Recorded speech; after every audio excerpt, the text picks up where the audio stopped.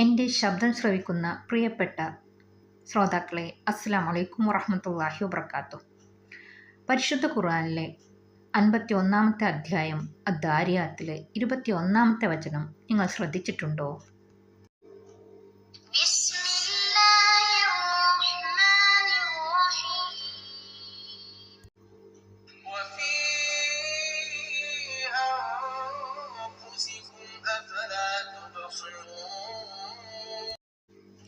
ആയത്തിൻ്റെ അർത്ഥം ഇങ്ങനെയാണ്: നിങ്ങളിൽ തന്നെയുമുണ്ട് ദൃഷ്ടാന്തങ്ങൾ, എന്നിട്ട് നിങ്ങൾ കണ്ടറിയുന്നില്ലേ?